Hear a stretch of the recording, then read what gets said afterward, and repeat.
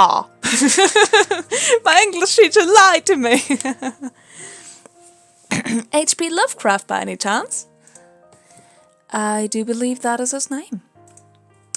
He wrote a lot about insanity and gods and deformed crazy creatures. How interesting. I can't tell if she's being sarcastic. I suppose that's one way to introduce our existence to other humans, though I doubt they believe it. It's considered horror fiction. She just nods quietly, appearing contemplative. So, other elder gods, huh? Do others live in the house aside from you? Heather makes a face. Oh no, I've annoyed her. Typically, no, but Nyala does sometimes show up. I consider those days to be unpleasant. She's not here right now? She went to bother someone else, I suppose. Either way, if you choose to stay here now, you will be very welcome company. If you wish to go home, however, I request that I be allowed to accompany you, Master. I've spent so long waiting and searching for you. I am glad we have finally been brought together. Do you call everyone Master? Apologies if this is a rude question, but do you call everybody Master? Am I special to you? Absolutely not. I would only call you that, as you are my master. I'm getting some I Dream of Ginny vibes from this. Ah, that is beautiful, beautiful TV series from the 60s. Check it out. Please do not mistake me for some kind of public servant or maid. I didn't mean it like that. Please don't curse me and don't summon weird hands up in the air that try to crush me. I just failed to see how I am your master. You've encountered unusual things that no human would have ever encountered, no?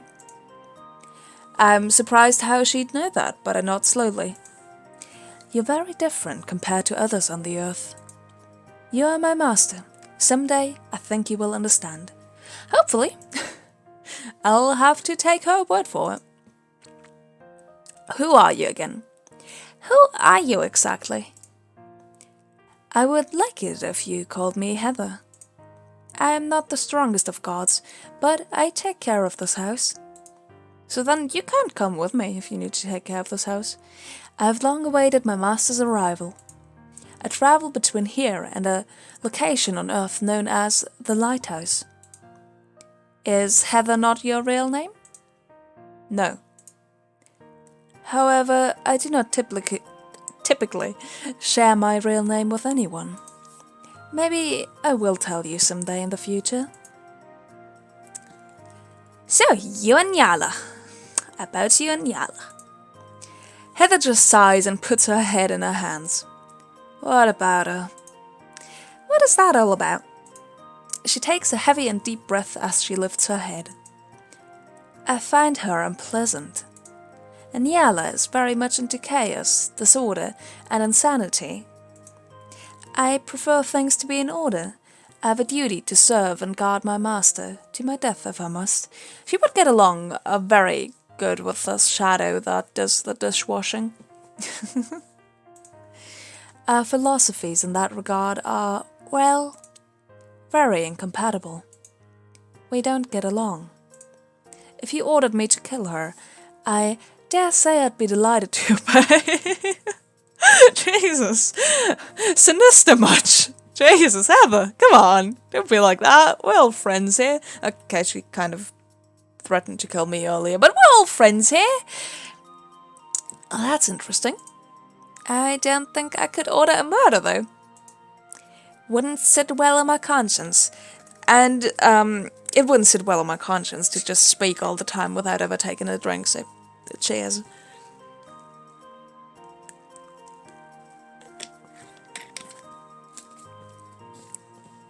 I haven't spoken by myself completely, silent, with no partner for a long while, so excuse my getting used to this again. I'll keep that in mind. No more questions. I don't really have a lot of questions.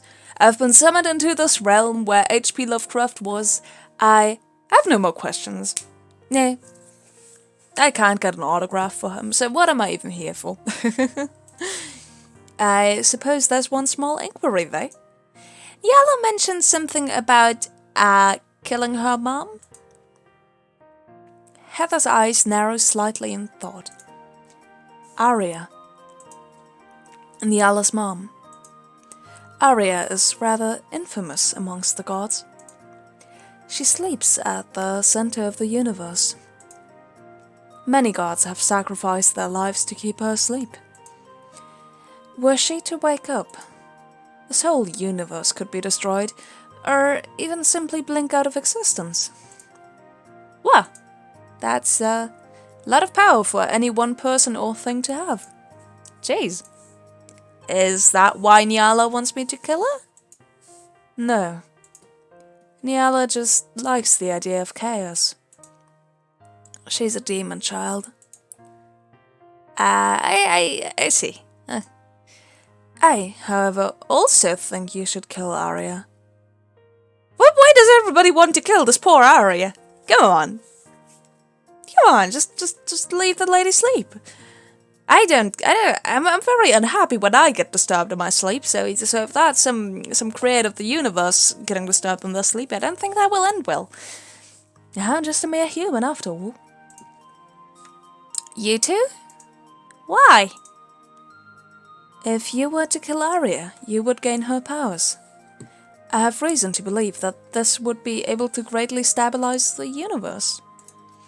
Plus, there is evidence to believe that Arya could wake up soon. If you were to kill her, well, the universe might be spared. Or we could leave her a note for when she wakes up and just talk it through.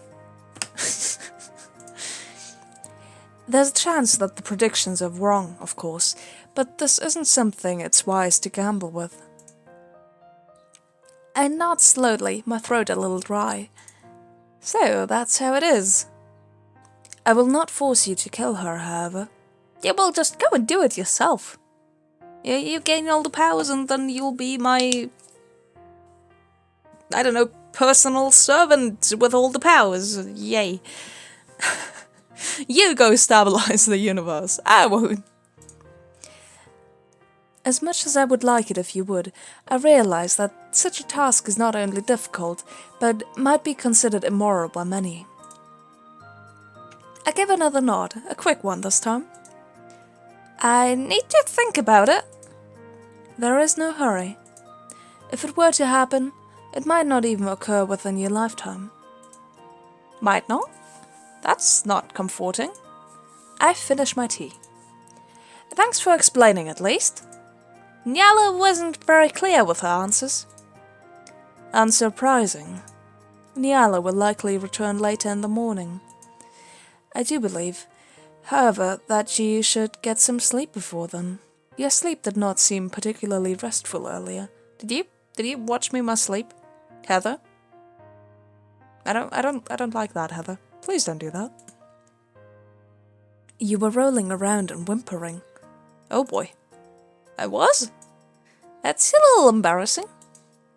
Oh, well, Nyala showed me some kind of scary stuff when it questioned her godhood.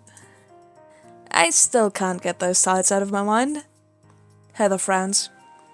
Sorry you went through that. Why does she always look so annoyed? I can ensure that Nyala will not disrupt your sleep. I will guard you. Part of me isn't sure I want someone watching me sleep. Yeah, I agree with you. Part of me knows that Nyala would probably mess with my dreams if Heather didn't stop her. A necessary evil, I suppose. That'd be great. Thanks. I live to serve, Master. I nod and stand back up, moving towards the sink to put the cup away. Heather catches up with me. I will clean this for you. Head on to sleep. You've had an eventful day. She's not wrong. Thank you. With a small bow of her head and a slight curtsy, she heads back off into the kitchen to wash the teacup she'd given me.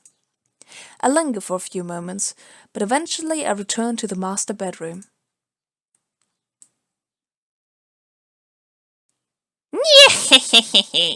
You'll never stop me! Die, you insufferable pest! It's a lot of yelling and a breaking lamp that I wake up to. I didn't think a lamp could shatter twice. Yet here we are. I stir weakly and take a moment to recall where I am. Yesterday was the first day in years that I could genuinely call surprising. However, when I see Nyala bouncing from wall to wall and Heather wielding a massive scythe in an attempt to cut her down, I wouldn't say I'm exactly surprised. I am. Annoyed, yes, but not surprised. Must you be so loud? My words caused them both to pause and look my way. The room is a mess, I can see that. There are scythe marks carved deep into the wall, and as stated, this lamp is once again broken on the floor. There's a toppled over dresser too, in the corner of the room. Heather immediately puts her scythe away. I apologize, Master. I was trying to keep Nyala from waking you up. I muted all the sound in the room. You failed, though! Some god you are! Can't even stop me from... Ooh! Nyala's words cut off as Heather plants her boot right into and then on top of Nyala's face. So Nyala can avoid multiple swings from a massive scythe, and yet she can't avoid the wrath of Heather's heel. That's worth noting. Master, please grant me permission to kill Nyala. I'm a few steps away from begging you. She's also one literal step away from caving in Nyala's face. Not now, Heather. I really am not fond of violence. I'm glad I'm not. However, I get the impression Nyala will take advantage of it if I don't make a different excuse. It'd be too hard to get a gut blood out of the carpet. It's not worth that effort. Just let it be for now. Heather seems a little disappointed, but she obediently removes her boot from Nyala's face. She opens her mouth to say something, but I quickly interrupt. If you try and cause more problems, I won't stop her next time. Killjoy! I don't see what Heather sees in you. I get the impression that you and Heather rarely see the same thing, so to speak. Heather hums softly in agreement. Still, you saw something too, didn't you? You did bring me here, after all. Nyala cracks a devilish grin. I suppose you're right. I feel like Nyala as an entity is the world's most fascinating housefire. One you just can't look away from. It's another catastrophe, horrifying, everything's burning, and there's at least 3 children in it. And yet you keep watching, probably because it'll kill you too if you take your eyes off of it for even a second. I might have lost control of the metaphor there. I think that was a very well put metaphor. So, is there food here for breakfast? I've got my priorities straight. Heather steps up immediately. I brought some food to the house while you slept. I thought you were guarding me. Come on, Heather. What are you doing? While on your clock, it's a little bit past breakfast time. I would be happy to make you pancakes. Hell yes. Nyala begins to bounce eagerly up and down. Ooh, let me... Absolutely not. Before Nyala can pout or complain, I attempt an alternative. Nyala. You seem the sort to enjoy games.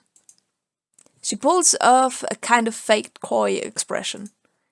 Maybe? How about while Heather makes breakfast, you go obtain some games for us to play? Card games, board games, video games, doesn't matter. I'd offer you cash, but you can probably create things like that from thin air.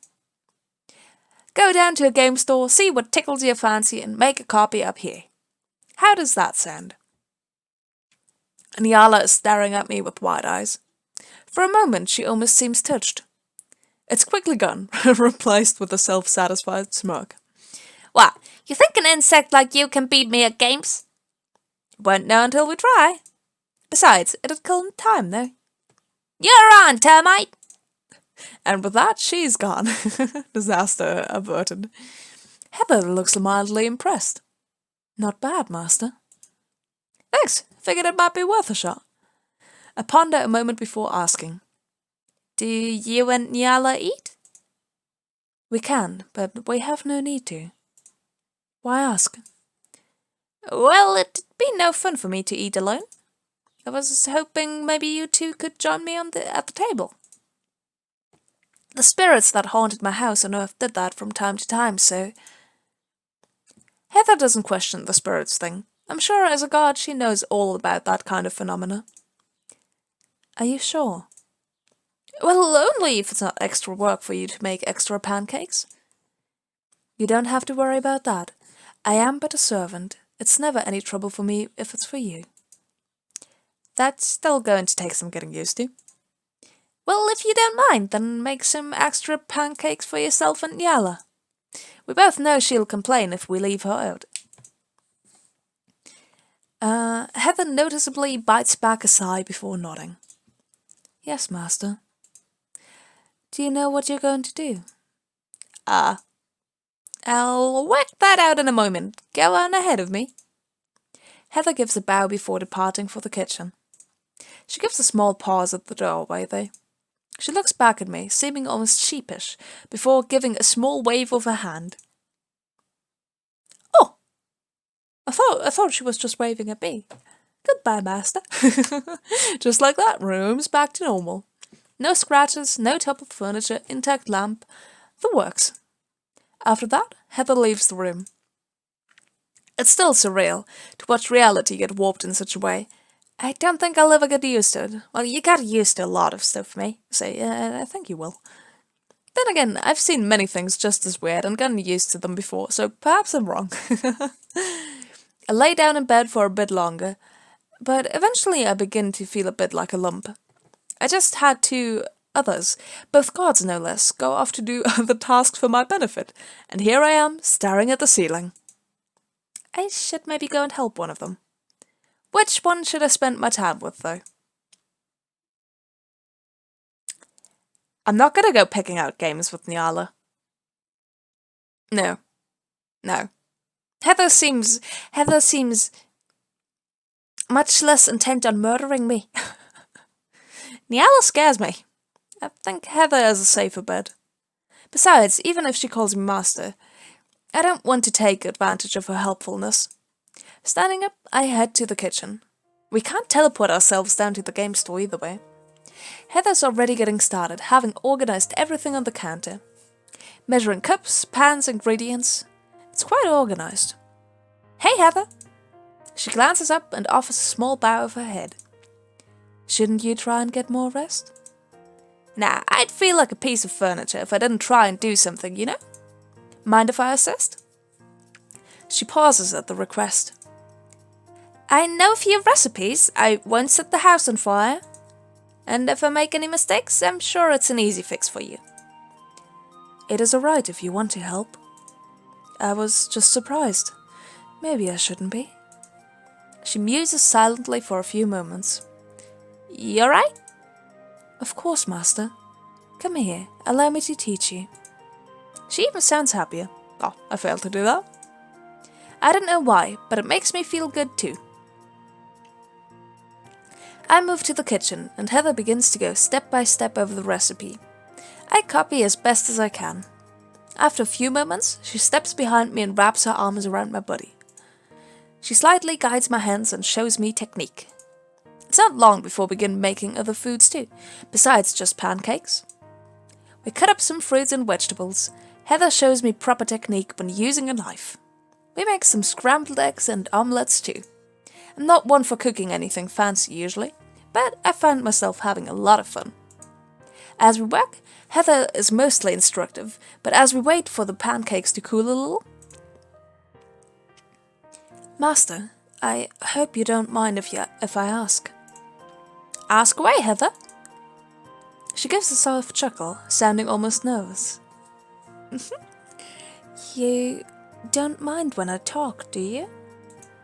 Hey? Why would I mind? Does Nyala give you crap for speaking or something? If it were only Nyala, I wouldn't have asked. She seems hesitant. Someone important to me used to criticize me whenever I spoke. Oh, was that Lovecraft? Oh, bugger. Don't be rude to my Heather. You really don't mind? Well, to give you a proper analysis, you're helpful, your voice is pretty. Thank you. And even if I didn't think that, you could talk whenever you felt like it. Heather looks startled, but smiles warmly. Thank you. I'm so glad. Her smile makes me feel warm inside. Nyala returns in due time, and at that time we've set the table and finished preparing all of the food. Nyala seems taken aback, but she seems almost excited as well. With everyone home, we all sit down to eat breakfast. Pancakes, pancakes, wee! Nyala seems shocked as she sees just how much food is on the table. I'm flattered, Heather. You made so much food for me. Don't be foolish. You know it's not for you. Master joined me and we made food together. Yeah, I had a good time. I did too. Get a room, you two. I give her a look before taking a seat. Nyala hops into a chair and begins to drag the entire plate of pancakes towards herself.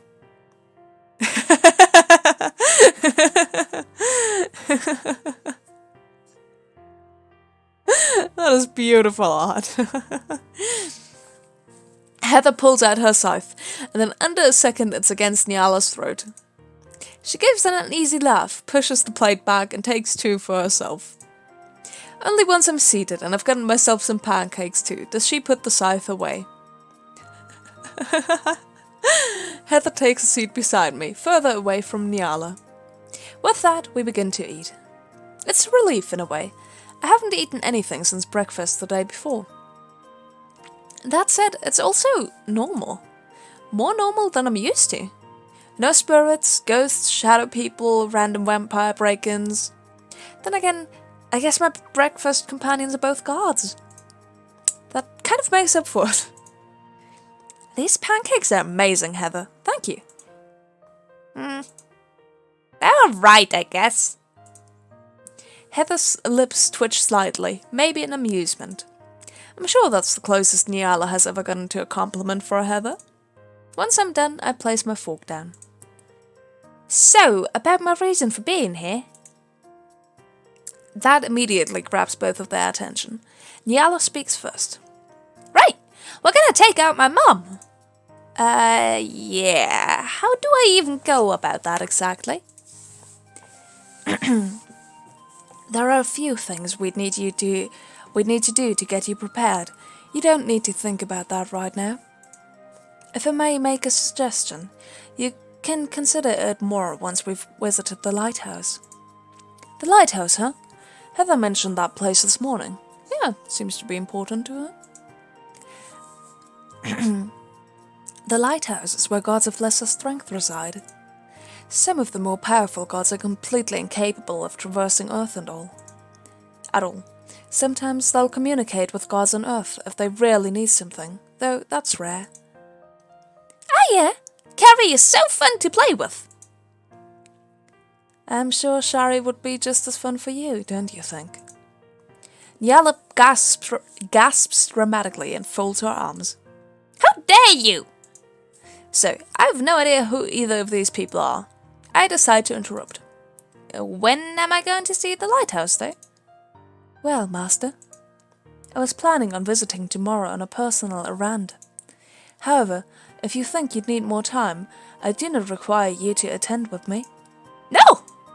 Nyala slams her head on the table, almost knocking her plate off the table in the process. She pouts like a child. Oh, sorry. Oh. I want the bug to kill my mom soon! I can't pronounce my own name. Azaith is coming with us tomorrow. That's not your choice, Nyala. It's alright, I'll go. Now shut up and eat your pancakes, Nyala. Her look is a mix of pleased and annoyed at my words. Still, she does obey. Are you sure, Master? I do not wish to trouble you. Even if Nyala does. I smile wryly. I want to see the place. I've seen a lot of weird things, but I've never been to this lighthouse place. I think it'd be kind of exciting. Your positive outlook is inspiring, Master. Alright, we'll go together. I nod and move to finish my food as well. Oh, by the way, that reminds me, thank God there's no male characters in this up until this point. My voice would just break. I have a hard time with keeping up the female characters. For example, Nyala is way too high for me to do for a longer period of time. Heather is basically my best range of voice, and then what I'm giving myself is just, me with a little bit of crazy thrown in. We finish our breakfast, then Heather and I put all the dishes away. And I'm gonna take a drink of that. Before I break my voice again, I did that once with a 13-hour Doki Doki livestream.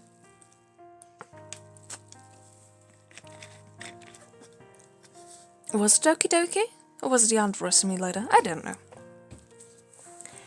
I tried to convince Nyala to help, but by the time I even think to ask, she's gone off somewhere else. Go figure. Just what I was about to say. Who should I spend time with? I'll spend some time with Nyala. Let's get some of that crazy. Shortly after lunchtime, I decide to ask Nyala if she'd want to play some games. I find her in the living room, hanging upside down from the sofa cushions. She has a simple joystick with no buttons in her hand, but she's playing a game that requires touchscreen and motion controls. I have a million questions, and I decide to ask none of them. Hey Nyala, games? You're on! I don't think I've ever heard such aggression in her voice, not even when I questioned her godhood. She stands up and turns to look at me. I tilt my head like a confused dog. Oh, beautiful. Nyala thrusts the joystick into my hand. You should warm up. I nod slowly, then look to the screen. It's a recently released game. It does not control easily on a joystick like this, but it's modified and that the game seems to read my mind a little. It's surreal and bizarre. However, it's also pretty neat. I haven't had a TV since I tried to watch one, and a bunch of angry cats poured out of my screen when I turned it on. Lovely. This is a new experience for me. Once the first game is done, Nyala puts everything we used away and hands me a video game box. It's labelled Super Brash Mothers, and Nyala is apparently a character in the game. It's definitely modified by Nyala herself. The person portrayed as an antagonist is a red-eyed, witch-looking woman with floating orbs around her head. Nyala looks pretty proud of herself. Nyala? This is going to be training for when we fight Mom. Sure. Let's play! She swipes the box from her hands and begins to set everything up. I watch her with a mix of amusement and deep concern. When the game is set up, she pops the controller into my hands and flops down in front of the TV. I sit beside her and the screen boots up. It's pretty impressive how familiar and yet completely different the screen looks. I've played the original of the game. This modified version makes all of the enemies that witch on the front cover, and the characters are different versions of Nyala.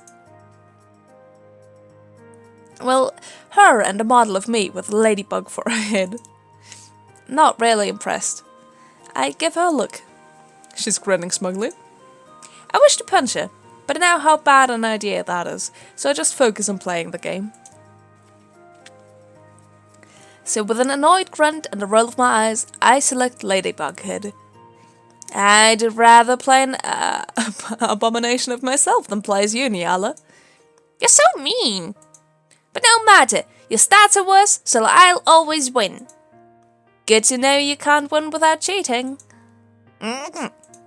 And Niala's turned to give me a displeased look. Feels pretty good, actually. She puts the stats on screen and adjusts them so they're balanced. Could be lying, but still, it's pretty easy to provoke her. Guess she probably feels the same way about me. Hey, just give me a second. I've not done this much talking in so long.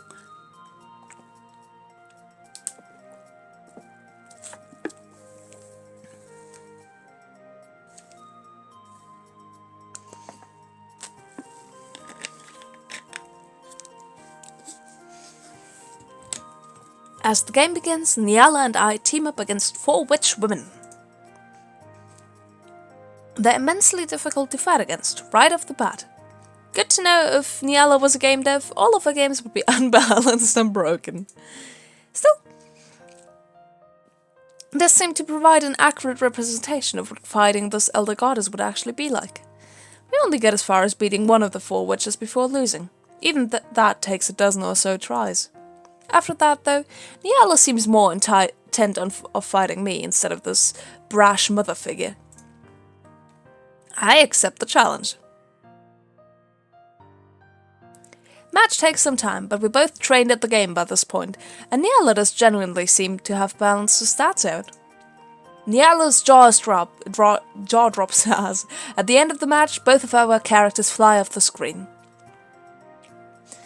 However, it appears that my character, by milliseconds, went off screen second. I am deemed the victor. Niala looks stunned, and when the results are announced, she drops the controller and tackles me to my side. No way! That was not the result! Yeah, we tied. I declare this while trying to get out from under her, familiar with escape techniques because of the number of times I've dealt with kidnapping attempts. I managed to scramble to my feet. That's ridiculous! We both know I'm better than you! Games are a pretty good equalizer, don't you think? I turn to flee down the hallway, only to feel a weight on my back. I almost fall over laughing when I realize it's Niala's attempt at tackling me to the ground. Now she's clinging to me like a particularly heavy backpack filled with angry, struggling cats. She's trying to take me down, she's just not heavy enough to do so without using her status as an elder god to her advantage. Stop laughing! I will destroy you! I don't stop laughing, practically in tears at her declaration. I've never heard someone so angry and it also sound like a squirrel falling out of a tree. It's art. Once I regather my breath, I manage to give my opinion. I'll admit that result was kind of BS. Let's rematch? Niala huffs and nods in agreement, climbing off my back and moving to sit in front of the TV again. She's grumbling about how her skills have gotten rusty with time, and yet she's also grinning devilishly. This is more interesting than I thought it'd be. Perfect! I'm not sure what she's going on about, but I decide to accept it and sit down for our rematch. Lose or win, we both seem to forget about it mattering as we play games well into the night. It's only when I declare my need to sleep that we finish up. I get maybe a few hours of rest, closing my eyes and sleeping decently, dreamlessly. I wonder what it did that I chose one of the 3 altars in the beginning.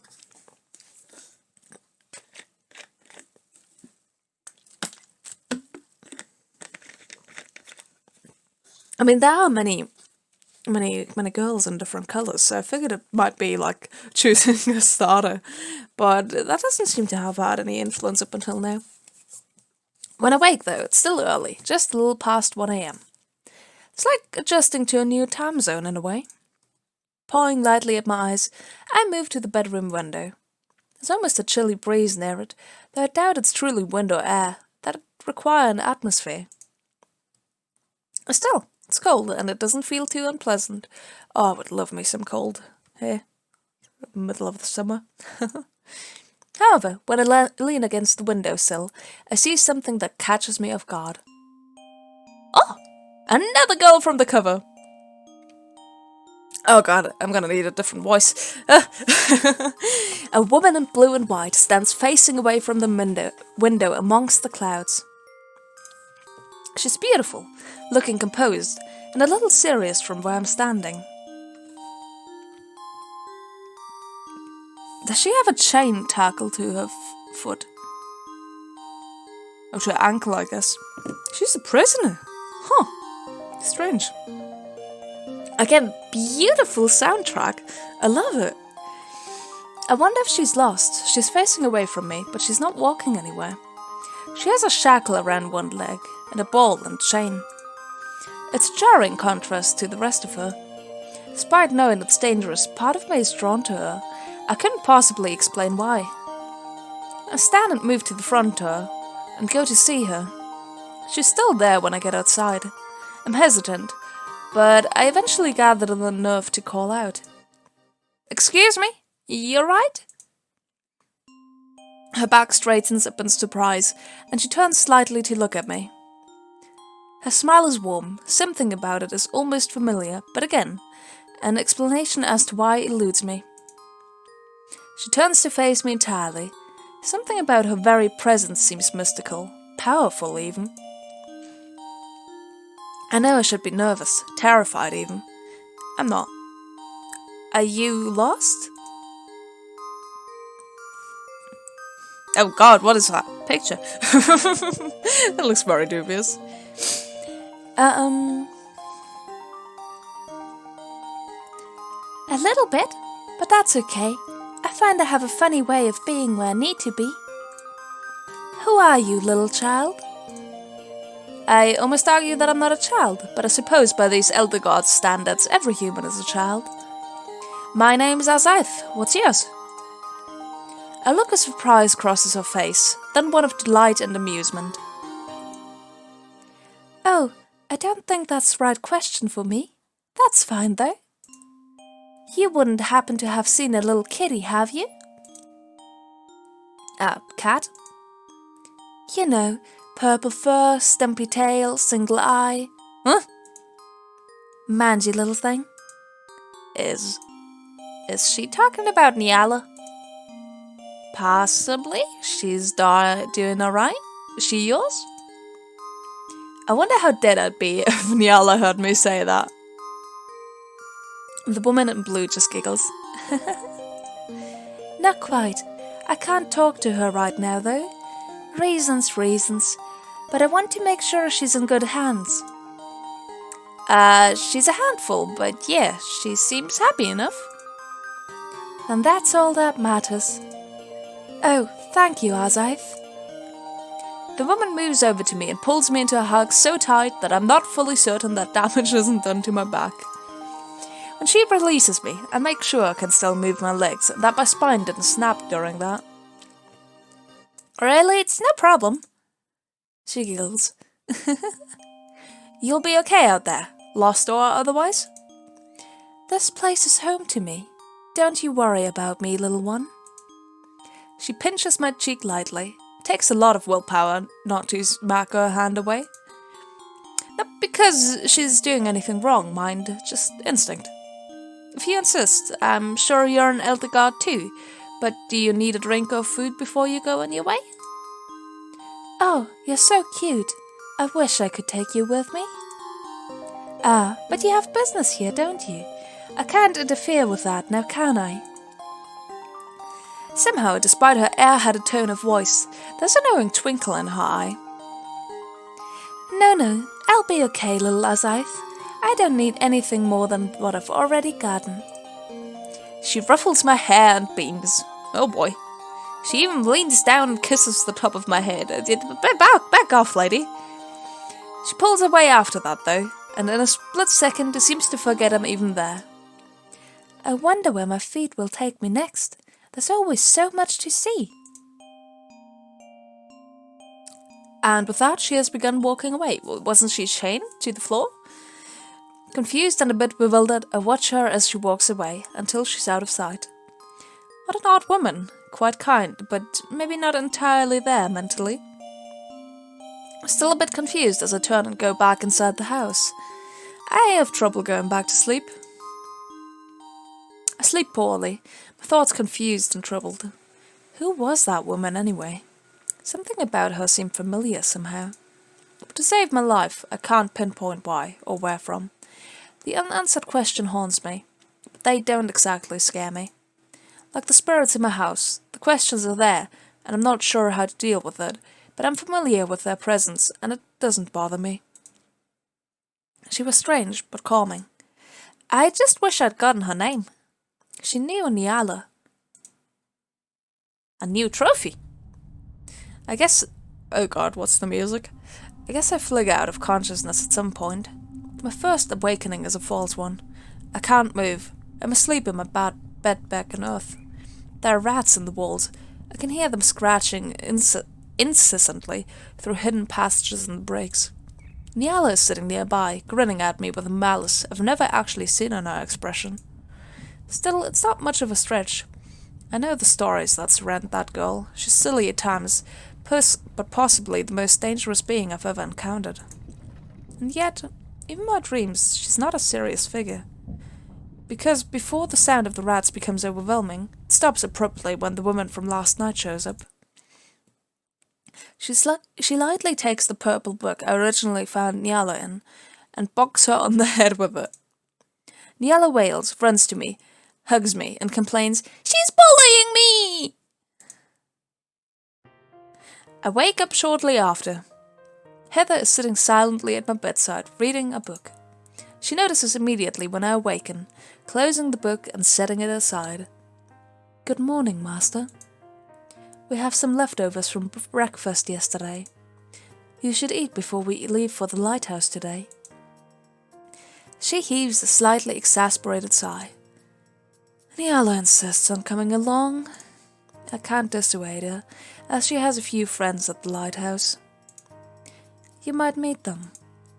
I can't even imagine what types of friends Nyala would have. They're either just as troublesome as her, or they have the patience of absolute saints. Probably the former. The former is way more likely than the latter. Yeah. Still, I stand and make my way to the kitchen. And Nyala is sitting on the windowsill, but when she sees me, she hops down and bounces over. "Buggy! Hey, coming with us, huh? What's the lighthouse even like?" It's a whole world located in a small pocket on Earth. Typically, lesser gods live there. There's a few odd creatures here and there that aren't gods too. Creatures you describe as alien-looking, and non-human tentacle creatures. I bite my lip as I go to get the leftovers.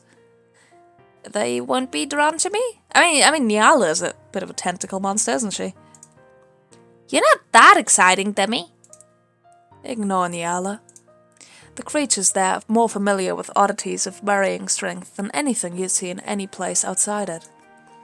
Even if you have a penchant to draw inhuman things towards you, the rest of the anomalous activity at the lighthouse will more than likely overwhelm your own personal aura. In short, you should be safe from anything that's not godly. By all means, I sure hope so. Everything is set. We're ready to go when you are, Master. I'm a bit uneasy, but with Nyala, and especially Heather there, everything should be fine, right? I'm ready to go. Then let's go. Whee! She disappears in a blink. Heather grabs my hand. Whatever you do, Master, don't let go. And just like that, we blink from the dreamscape and into pure darkness. The pitch blackness isn't there for long, but the pure nothing that is bouncing between realms leaves me numb. The only thing I vaguely feel is the warmth from Heather's hand around mine. I'm not sure I imagine the other feelings. Somehow it transcends physical. It's like moving through thousands of sheets of slightly sticky beads. But I don't feel that on my skin. It's like it's brushing against the fabric of my being. Oh, beautiful drawing again. I would love to be able to draw like this. The world materializes around us so quickly that I'm immediately disoriented. I don't notice that Heather has her arms around me until about 30 seconds after we arrive. She is still holding my hand. Nyala is laughing at me, but her voice sounds way too loud to my ears. I'm dizzy. Heather's arms are the only thing keeping me from collapsing to a heap on the floor. How long did that take?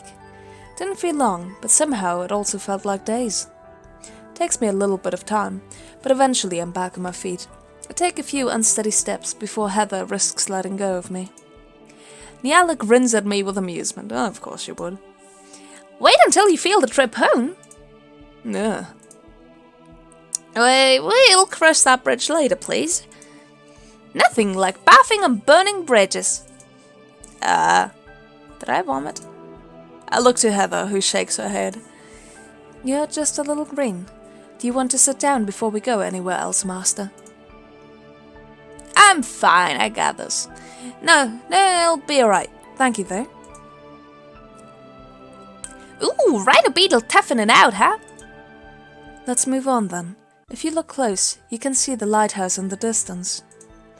That's where we're headed. Before we go, though, I have a few questions. Should I ask them? Yes. Do you mind if I ask a few questions? Of course, go ahead.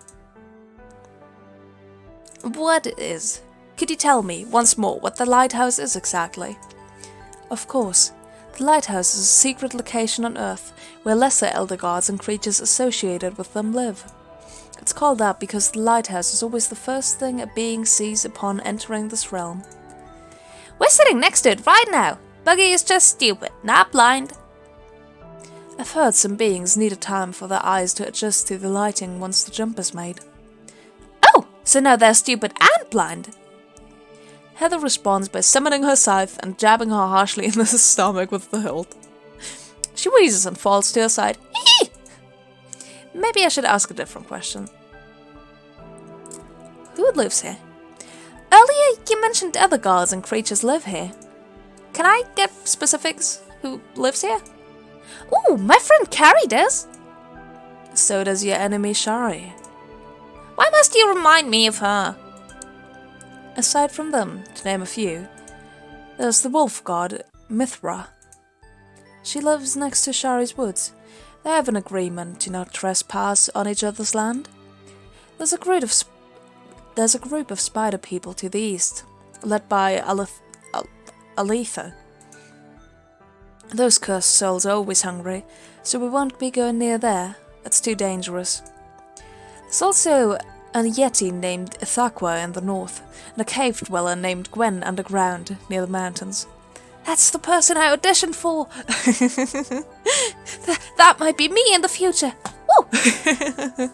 Maybe. Who knows? It's not for me to decide. The north is too cold for you to survive, and Gwen... You don't want to see Gwen. That's just to name a couple. It's amazing what exists under your nose, and you have no idea about it, huh? No kidding. Nyala seems disappointed that I agreed and didn't get angry at her. Should I be prepared to meet anyone in particular? Carrie is the only guarantee. She's a draconic being of fire and is rather... well, she's friends with Nyala. Should tell you some things about her behavior. Quite a bit, actually. As we begin to walk, my breathing returns to normal. My nausea and... not sure how to pronounce that, and dizziness ebb away with time. We begin to make our way down the path, towards the distant lighthouse. We're about halfway to the lighthouse when Heather pauses in her steps. Nyala just keeps walking, though she looks over her shoulder when I stop too. Something wrong? We're being followed. No, we're not! I'd know if we were. Nyala folds her arms. Is that bad? Depends on her mood. I don't have much more time to consider it before I catch sight of a blur of red. Oh boy. Ooh. Oh no! It's an inferno. And my eyes lock on the figure. I'm a little stunned by her agility and grace. She looks like a forest fire, combined with a person, combined with the flair of a pouncing wolf. Just a shame that wolf seems to want to rip off my face. And this probably isn't the first time I've felt so close to death. But I think it's the first time I've been this mesmerized by the perpetrator of it. She never quite reaches me. Oh. Heather gets between us before the stranger can land her pounds on top of me. She grabs her and flings her towards Nyala. The girl redirects her energy and lands on all fours, skidding across the sand, stopping just at Nyala's feet. She quickly pulls herself to her feet, straightening her back and running a hand through her hair. Nyala is grinning. She definitely knew this girl was here and lied about it. They must be friends. Heather confirms my thoughts. Carrie, I figured as much.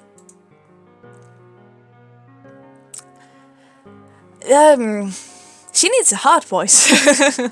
Bad joke. So, what if you two get a new pet, or... Heather just adopted a roach she found in the house. Carrie, this person is not a roach. This person is my master, Arzyth. The redhead, Carrie, looks a bit surprised, then just grins. Well, I'll be. You've been looking for them since we met. I guess that's why you won't let me play with them. You tend to break everything you play with, Carrie. Heather doesn't look quite as annoyed or hateful of Carrie as she does by Nyala, but she still doesn't look thrilled. I suppose, but I could try being gentle, you know? No. Master or otherwise, you've never been fun. I guess I shouldn't have expected that to change. She shrugs and turns to Nyala. Thanks for covering me, by the way. No problem. These two together seem like trouble at its finest. Heather rolls her eyes. I have business at the lighthouse, and I hardly trust you two to watch over my master. Master Arzyth, this way. Well, I'm bored, so I'm going to tag along. Nyala seems excited and hugs Carrie's arms. Carrie grins in a way I can only describe as cocky. Still, she looks over at me with a critical eye after a moment. She doesn't say anything, but it's pretty obvious that she thinks little of me. I hold her gaze for a few seconds before turning to Heather and moving to walk with her. Nyala and Carrie back us up. They chatter a little as they walk, about things I don't really understand or care about. Still, Carrie and Nyala border on competitive with each other, even in speech. When we're closer, Carrie challenges Nyala to a foot race. They're both off before either Heather or I can comment. Heather is as stone-faced as ever, but I can sense waves of annoying emanating from her. Annoyance. Those two seem... exhausting. I was going to say like a handful, but I suppose that's the same thing. She's not one to interrupt me usually, so I can tell she's tense. I put my hand on her shoulder. She looks at me and manages the smallest of smiles. Reach the lighthouse after Carrie wins the race. It's no surprise to anyone. Well, no surprise to anyone but Nyala, who complains. No fair! Why are you so fast? She's taller, Nyala. She's bound to have an edge. Don't blame it on my height, human. I'm just more fit than Nyala. I spent more time outside roaming around. She might have an edge in games, but when it comes to physical activity, I'm truly better. Nyala pouts. I ruffle her hair lightly. She seems surprised, but she doesn't really complain, still looking to Carrie. So, Nyala's crazy brains and you're a dumb muscle. I suppose I can see it. Nyala bursts out laughing, and Heather quietly covers her mouth with her hand and looks away to mask her amusement. Carrie's not impressed. In fact, I think I've offended her. And where does that leave you, human? I pause at her tone, raising an eyebrow. I mean, I don't have anything to do with it. What are you... Exactly. You have nothing to do with this. You're like a human. You're worth nothing in the eyes of us gods. That's probably true, but geez. Was she really that offended? What the hell does she mean, like a human? Nyala, why is this thing even here? It's not like you to bring an ant into a gathering of gods. Even Nyala seems a bit surprised by her aggression. This one's a little different, Carrie. Can't you tell? Not really. I don't think it really knows its place. Besides, plants have differently shaped leaves, but they're still leaves in the end. Look a little closer, Carrie. Nyala's grin has turned a little wicked. You know how ladybugs and lady beetles look similar, but have different aspects to them? I don't really get what you're going on about, but go on anyway. Look, Look closely, Carrie. Ladybugs are docile. Lady beetles bite. Nyala grabs my arm, then Carrie's arm, then promptly pushes us together. Both of us look a little startled. We exchange a look. If my expression matches hers, we're both kind of displeased being in such close proximity. Still, she sighs and without really asking, grabs my hair and begins examining my face, turning my head this way and that. Ow, hey! Heather doesn't look pleased, but she doesn't intervene, so I assume I'm going to be okay, hopefully. Carrie pauses as we lock eyes, and she stares with a pensive expression for a long while. After a moment, she releases a soft, sharp laugh and lets me go. Where do you find these things, Nyala? I rub at the skin that was pulled on during that process. Honestly, I kind of found her. She was in a book in my library. Is that so? She still seems a little disdainful. It's the difference between being nothing and being something unpleasant. Nyala seems content though, so yay? If you two idiots are done. Heather finally cuts in, her expression serious. I had business here. You're being disruptive. Nyala opens her mouth, but Carrie speaks first. Yeah, let's head inside, shall we? Honestly, no. The whole conversation has left my mood sour. I have questions again, regarding what they were talking about, but I know they wouldn't give me a straight answer even if I asked. Plus, I don't like Carrie. Somehow, I find her even less pleasant than I found Nyala when we first met. She tried to kill me. I'm used to condescension from the weird creatures around me, but something about her especially rubs me the wrong way. I'm sure I might get used to her if I spend time around her like Nyala, but right now I need to lose this bitter taste in my mouth. I'd like to be alone. Is it okay if I stay outside, Heather? You three go ahead. Heather glances at me, surprised at first but seeming to understand quickly. Nyala doesn't quite seem to understand. Carrie doesn't seem to care one way or another.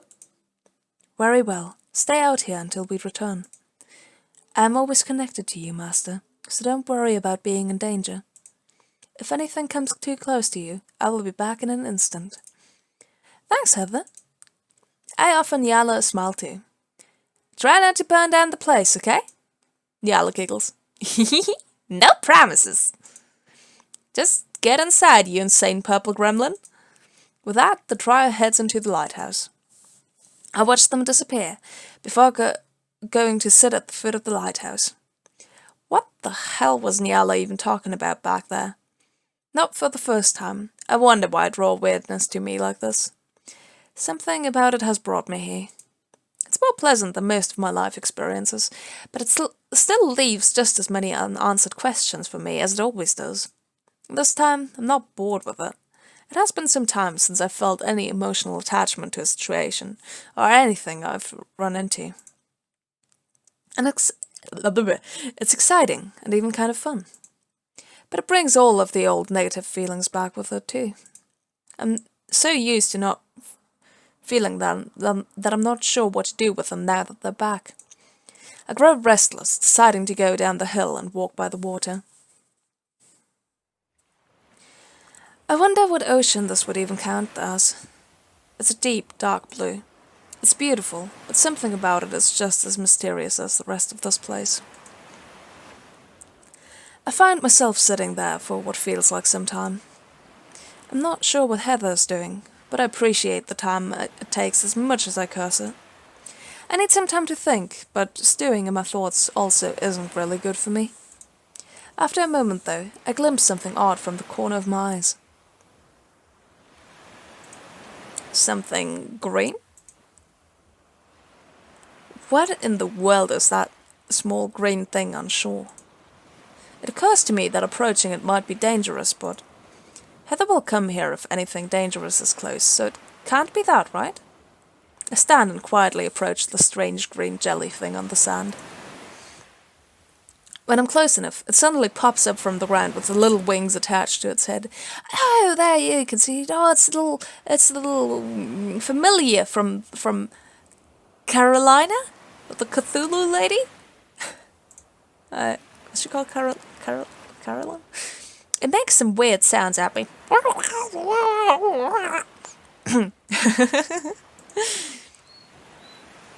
Oh, that. They don't sound aggressive, at least. Its large button eyes stare at me for a long while. I stare right back, uncertain of what to make of it.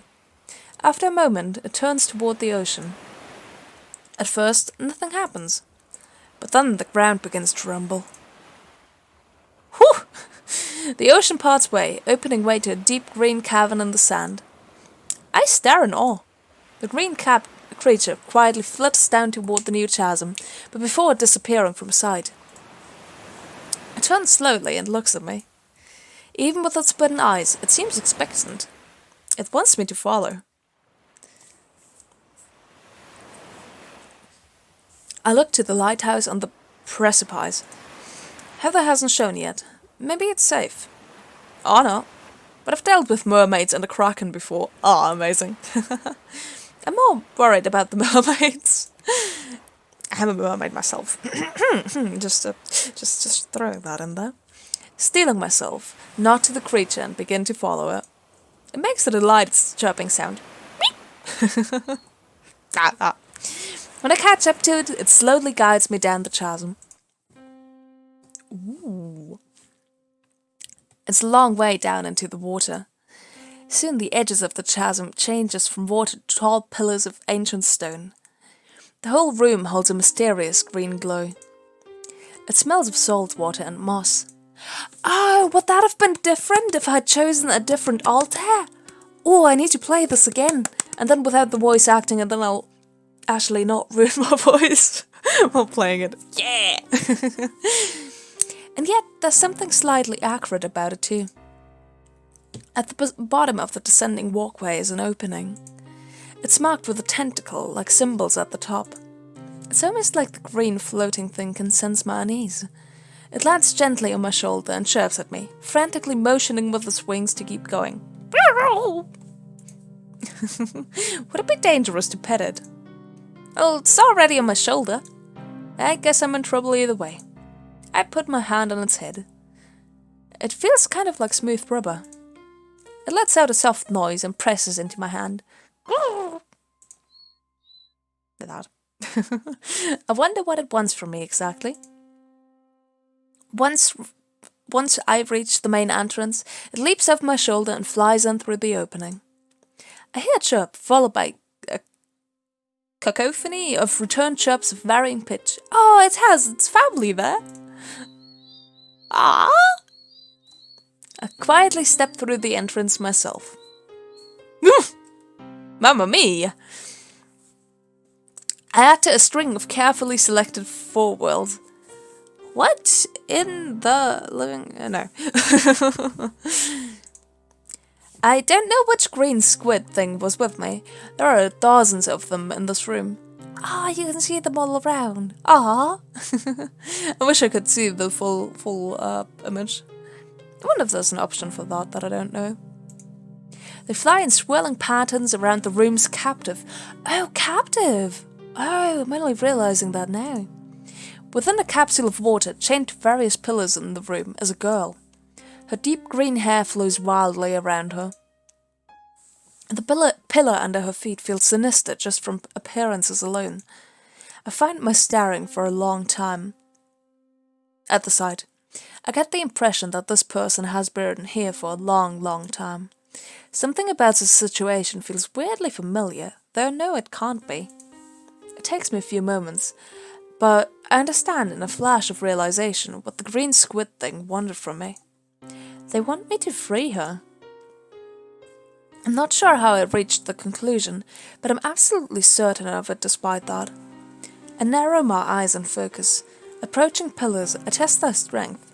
Wait, we shouldn't consider if we can first. We should consider if we should. I mean, she's gonna be locked there for a reason. Despite seeming ancient, they are as sturdy as the day they were made, whenever that was.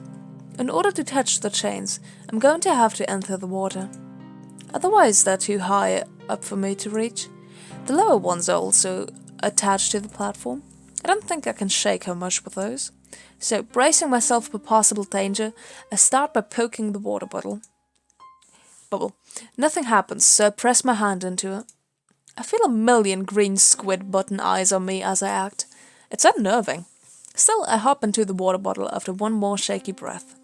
The water's beyond freezing, chilling through to my soul. I don't know if a human less familiar with these things would be able to handle it, honestly. I barely can. Yet the familiarity helps me through. It's just like my dream.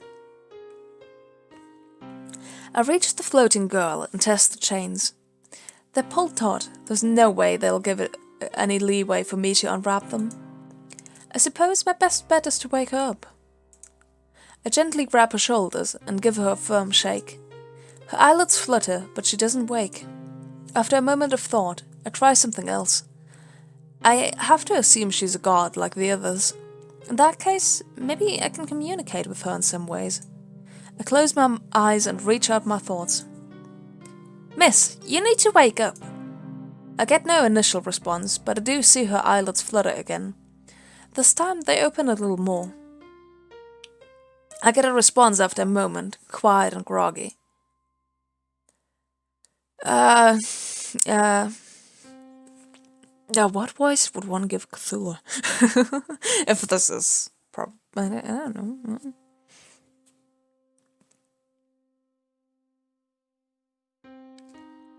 And one second. I'll take a break while I think of a voice. Give me 5 minutes.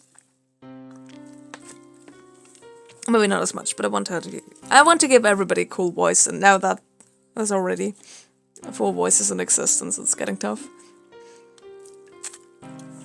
Good thing that if I do voice act for this, I'm only going to have to do 1 character. Well, 2 would be fine too, but yeah, can't just do everything. That only works for Let's Play like this.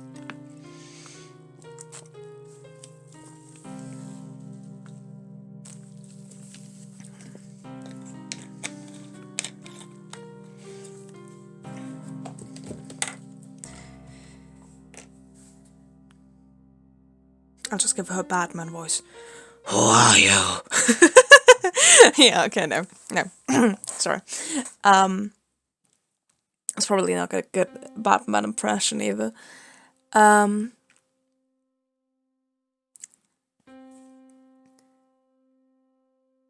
Maybe something sublime. Would fit the music. Okay, she's groggy.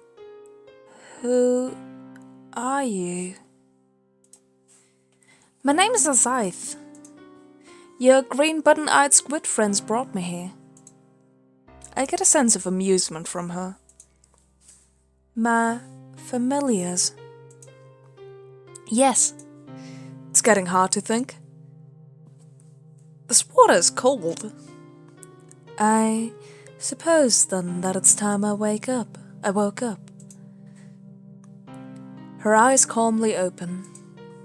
They glance to the left, then to the right, and then she almost casually gives the chains one momentous pull.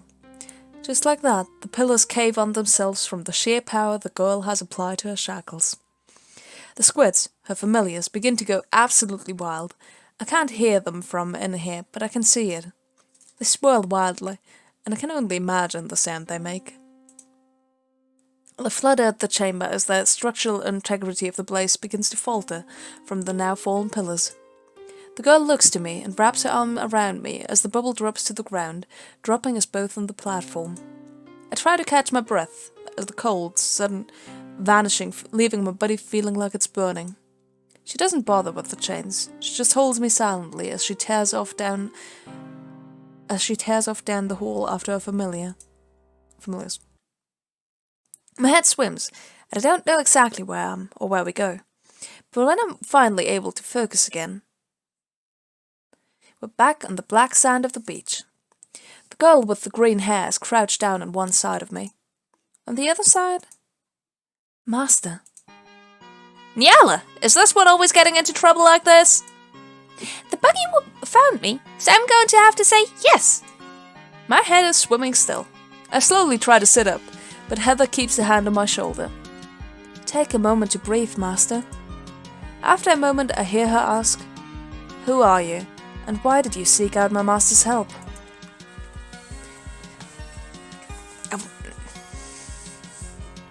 What voice do I...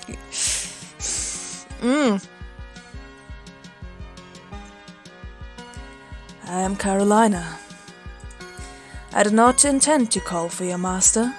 Oh, it was the call of Cthulhu! My familiars just found them. I choke out a laugh. My lungs hurt. It's my bad. I don't regret it though. I look to Carolina. I attempt to smile. You okay? I hear Carrie burst out laughing nearby. Heather offers me a fond smile. I'm alright. Better off than you. Master, I implore ye not to be so reckless in the future. I may have been able to get you out in time, but when other gods are involved... I understand. Sorry. I'm not used to having anyone care whether I live or die, to be honest. Perhaps I shouldn't have been so careless. Still, I look to Carolina. Her expression is hard to read, but I'm grateful that she cared enough to get me out of there. Thanks. You're thanking me? I should be thanking you. Heh, I suppose. I attempt to sit up. Heather doesn't stop me the time. Nyala bounds over to Carolina and quietly examines her. I didn't even know you were here. She's pouting, clearly displeased by her own lack of knowledge. Carolina and Nyala stare at each other for a long while before Carolina quietly pinches both of her cheeks. Ah! Don't pinch my cheeks! I'm not a child! She says, sounding exactly like a child. I am Nyala! Fear me! Carolina, clearly unfazed, continued pulling at her cheeks for a few more seconds before she stops. Not because she fears Nyala, but simply because she grows bored of the activity. Or so I assume. As the two bicker, I slowly pull myself to my feet. Heather aids me. If I may ask, Heather. Of course. What exactly were you doing at the lighthouse?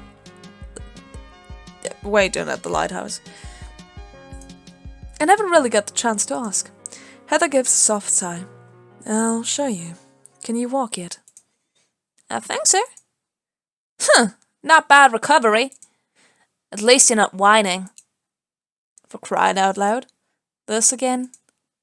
And yet you still are. Excuse me? You heard me. You've been whining about my presence since we met. You could afford to recover a little better. Carrie looks like she wants to burn me alive where I stand. Heather decides to usher me along before she can even try. Nyala seems to have missed the change in her own irritation at Carolina. Carolina, however, seems to have heard the exchange. Hard to read as ever, she followed silently behind me and Heather. Carrie falls back, looking huffy beside Nyala. That stupid pest would be dead by now if not for Heather. She and Nyala do not follow. Carrie, however, yells one more thing at me before they leave. How about you find me later on your own? See how tough you are then. Heather sighs once they disappear into the distance. We're about halfway to the lighthouse when Carolina speaks up. Young one. She has a point. I will admit, I can't help but wonder, Master, how you lasted so long without assistance. Ouch, that stings. Everything on Earth became a bit repetitive after a few years. I developed strategies. I won't say that there wasn't a little bit of luck involved, though. A little? I sigh. Nobody believes in me. Is now an appropriate time to suggest it was divine intervention, because I genuinely couldn't tell you. It all blurs together in my head after a while. It's been a long time. This is the most unique situation I've probably encountered ever. Heather cuts off the line of questioning as we reach the lighthouse. She quickly undoes the lock and we step into the first floor of the lighthouse. At first, I see nothing of note. It looks like a dusty and abandoned old lighthouse room. But then Heather snaps her fingers. Ooh, and a little pentagram. It's immediately hard to overlook the giant rune circle in the middle of the room. It's surrounded by smaller purple runes, no two alike.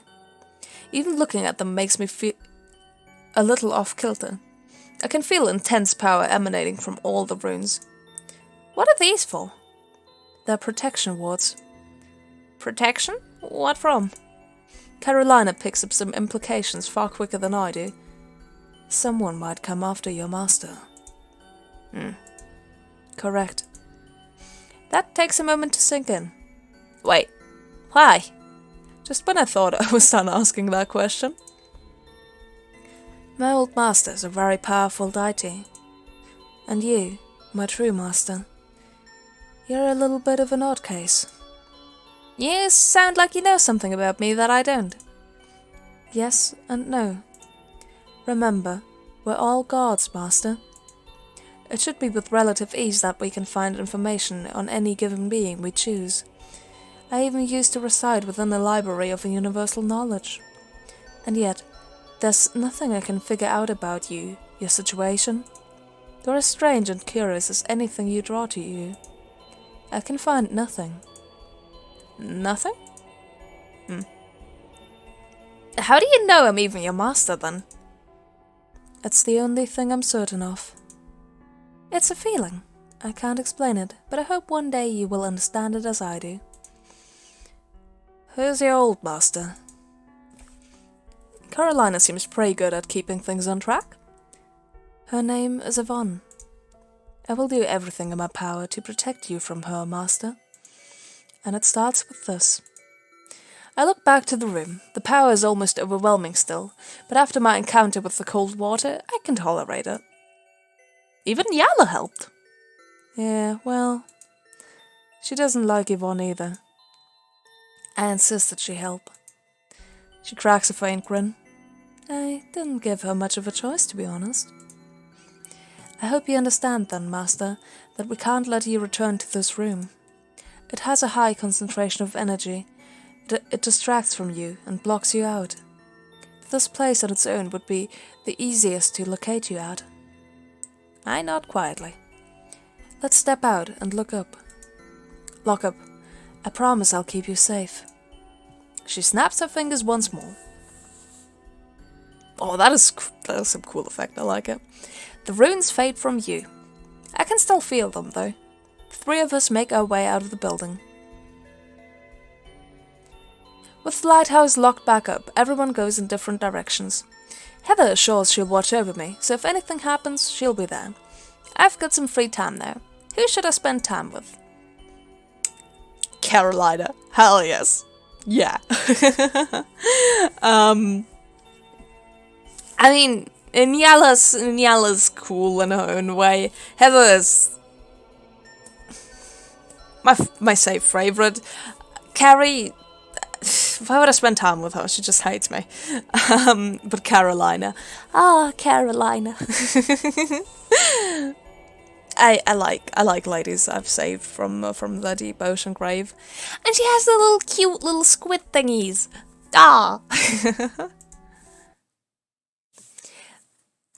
This is likely one of the few chances I'm going to get to talk to Carolina. Especially if she chooses to break off from everyone and leave now that she's free. I'm curious about her. I move down by the water to join the mysterious green god. When I find her, she's staring off across the horizon. I'm not always sure how to read these gods when I can see their entire face. I have no way of reading Carolina. Still, her gaze slowly shifts to me when I approach her. She nods slowly, as if to assure me that it's okay for me to join her. It briefly occurs to me that no one knows anything about this particular god. They don't even know she was here. She could be incredibly dangerous. I don't think Heather would approve of my decision. Oh well, she did save me after I woke her. I'll just have to bank on that. With her approval, I move to stand beside her. Her actions don't really change much, even now that she has company near her. She continues to stare out at the ocean. There's no sign of the cavern that had opened up. I suppose it all collapsed when we left. Eventually, I decide to break the silence. I suppose you wouldn't know how long you were down there? Carolina just shakes her head. I guess it doesn't really matter. How are you feeling? I'm uncertain. I've never really seen this land before. This is not an island, is it? An island? Not that I'm aware of, no. It does not appear to be. Perhaps that was a silly question. I haven't heard anything about any islands, but I'm sure there are some in these waters somewhere. I can ask around for you. That is kind, but I do not think it is necessary. She falls silent again. She looks like her thoughts are elsewhere.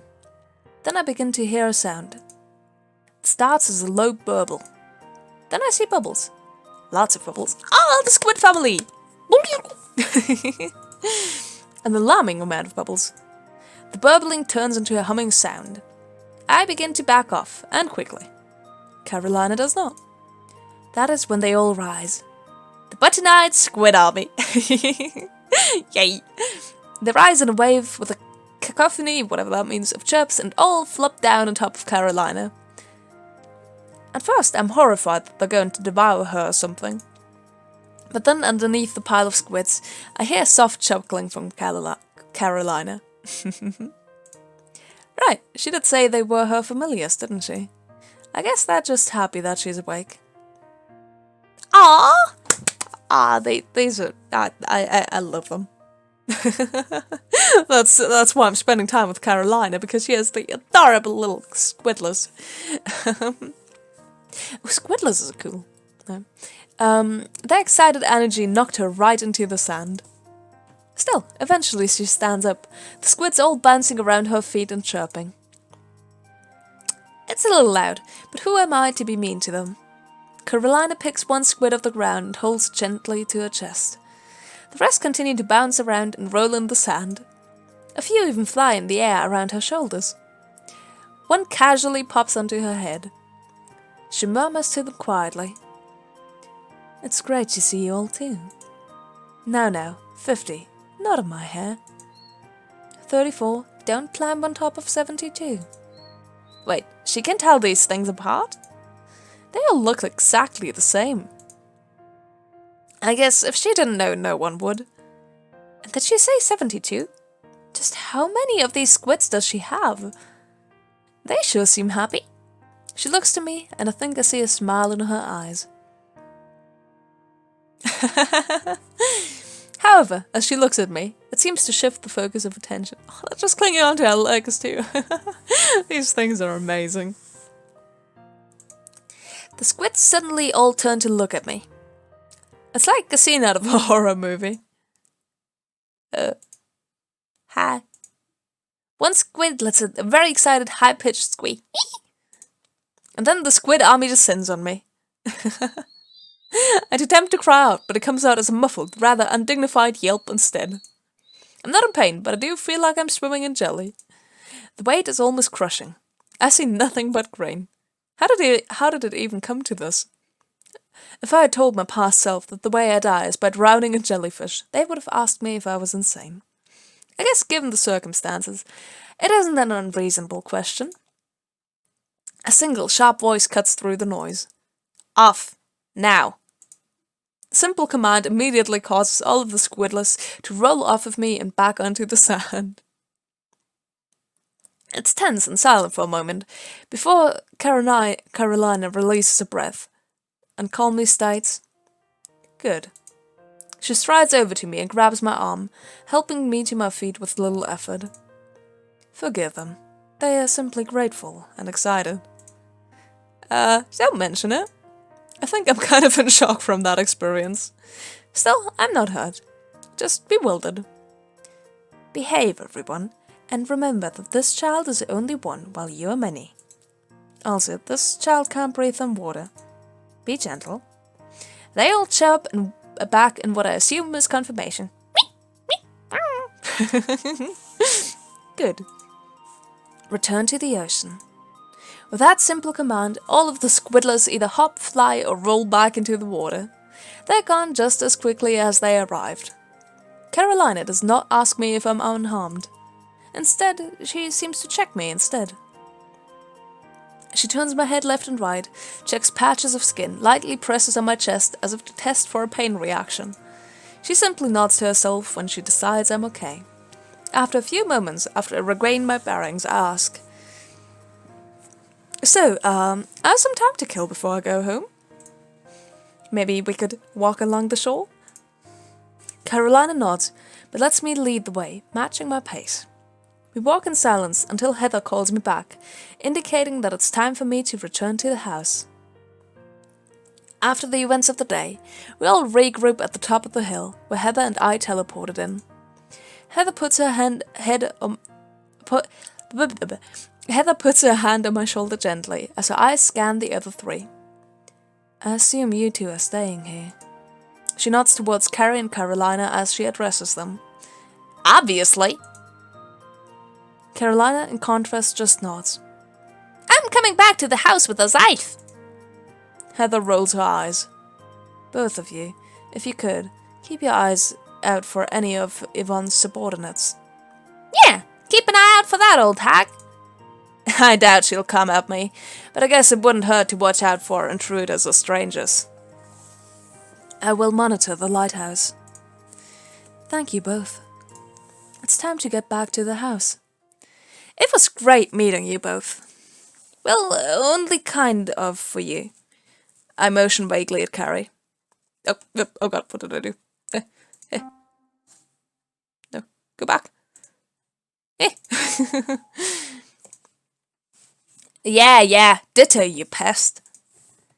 "May you arrive home safely." "Thanks, Carolina."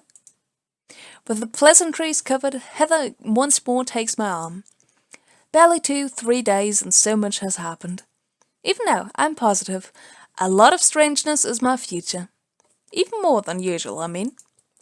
There's no doubt that it'll revolve around one of these strange Lovecraftian gods I have met.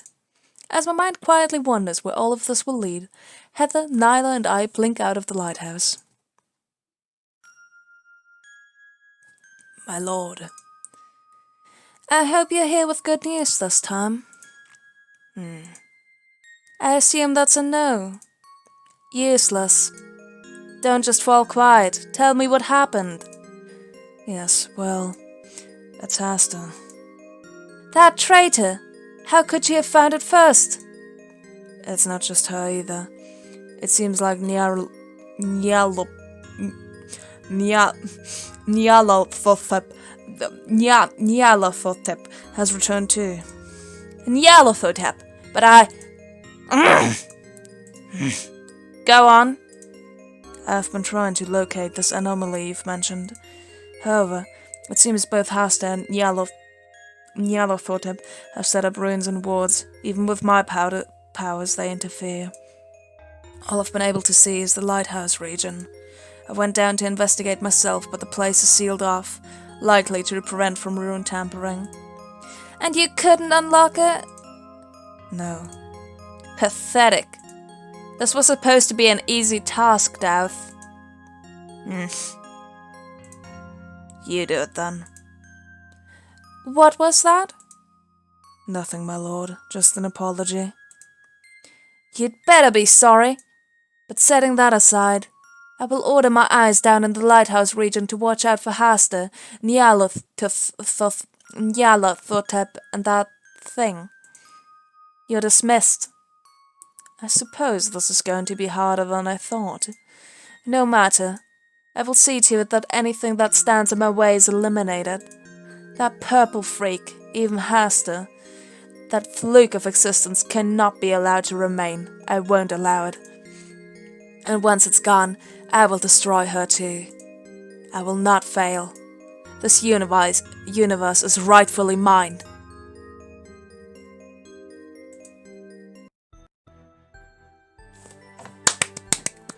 That was it! Woo! I love it. I absolutely love it. I really enjoyed that. Oh my god, I look forward to the full release. I need it! And who is the blue lady? And why does Carrie hate us so much? And do we get to see that true forms? And I was told that they all have a familiar, but we've only seen one type of familiar, and those squidlers are, they're adorable. I love this. I love this. I'm going to let's play this once it's out. And then if there's voice actors for, or voice actresses, because everybody seems to be female at this point, if there's voice actresses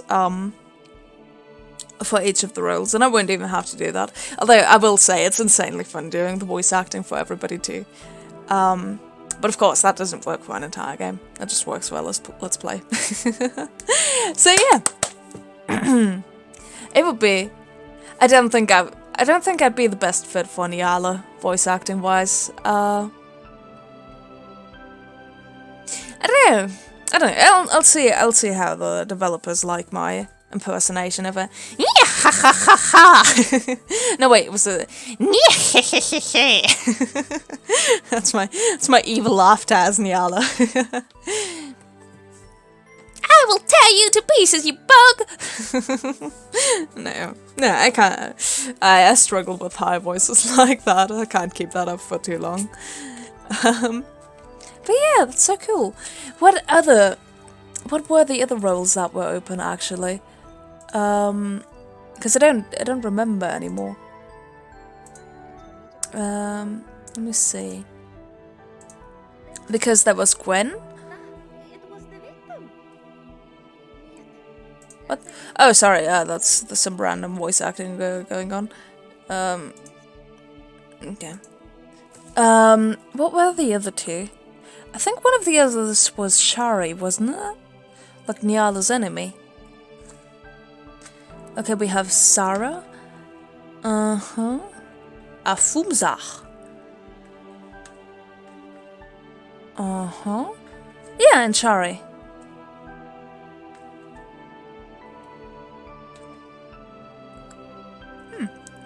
And then we have Gwen. Katanotoa. Yeah, I'm happy I auditioned for Gwen. She reminds my favorite. But yeah, so I'll see if I can somehow turn this into a YouTube Let's Play. Because, by God, I love this.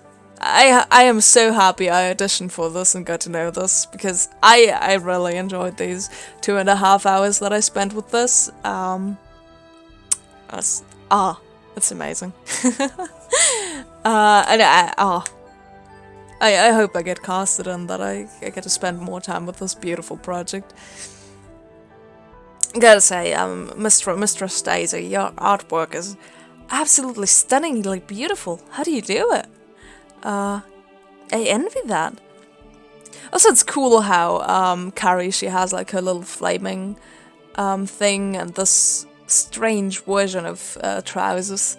I really like the designs, and then Carolina with her strange arm extension things, and these things that kind of resemble tentacles too, and it's amazing. And I guess she has that breathing device because she usually lives underwater. I love the attention to detail, and I wonder who this lady is. I really do. And Heather, I just love Heather. She's amazing. And even just the title looks beautiful. I'm in love with this game! Oh yeah, let's see, what achievements. I got 2 achievements at some point. Unknown girl sighting. The unknown blue girl. Who could she possibly be? Only one way to find out. Yeah. So I guess you don't necessarily meet them. Demo completed. Yes, you beat the demo. Congratulations. We sincerely hope you enjoyed it. Oh, hell I did. Here's a Nyala to cheer your spirits up, and there might be more if you can manage to show your affection for your favorite characters. Follow Lovecraft VN on Twitter to find updates on the Lovecraft project. Beautiful. I love how she has a tentacle tail. So, what's that? Okay, that has like the horns. So this must be Carrie? And this? Oh, and I completely missed out on Carolina. Carolina, 100% affection trophy. You got all the affection with Carolina in the demo. Congratulations. Thank you. So I guess that's if you talk with carry. And this... Oh, right, that's a scythe. That's for Heather. And then this must be something with Nyala. Yeah, okay, the hair gives that away. I wonder... Oh, right, that's like the plant that was outside that. Page 1! There's more! There's more! Yeah, I'm definitely gonna be playing this again. Very shortly, because I love it. Oh, nice! And you get, like, the full picture. Ooh, that's cool. I like that. Ooh, and you beautiful, beautiful. Little squidlers. And this was honestly, I think this is going to be an amazing game. It's already amazing at this point, and I really look forward to seeing more of this.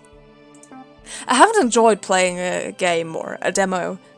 Well, I can't say demo because I don't have any point of comparison for that. I haven't enjoyed anything this much in a long while. I'm really happy I got to know this.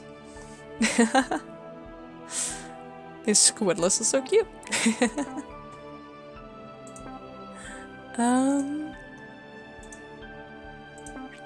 You've reached the end of the demo. Thank you for playing through Lovecraft. Means a lot to us and all your support has kept us going. See you in the final release.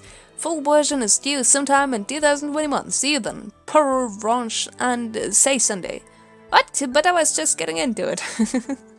Aw, that's so familiar. Beautiful. Resembles the little hand she summoned to.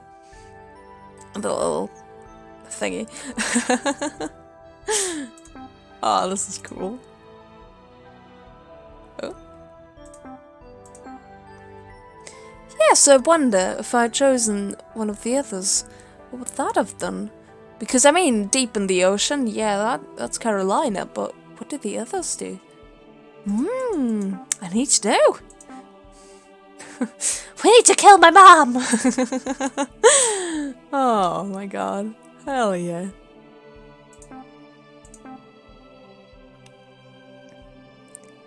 Come a little closer, I'll hug you. Man. Oh, I just love this game. I'm gonna have to stop the stream, otherwise I'm just gonna repeat myself over and over again. So yeah, time to get in contact with the developer again, chat more with them. Woo! And then try to turn this into a YouTube Let's Play in some way. Man, I love this. Thank you for making this. Thank you very much. I appreciate it a lot. Might have had some technical difficulties along the way, but I think we're good. So yeah, signing off, Azaith. Bye-bye. I don't think I can actually end the stream. I think my streaming software has crushed. Maybe I need to quit the game for that. Could be a case of that. So then, let me see. Oh no, I think it's just broken. Oh, yep. That crushed. Thank God the stream was still going all this time though, so Twitch will have it. And now I need a good rest for my voice.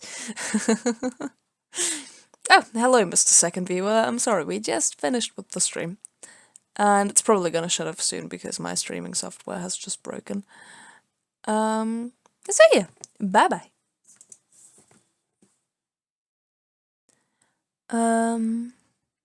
It's still happening in the background. Stop stream.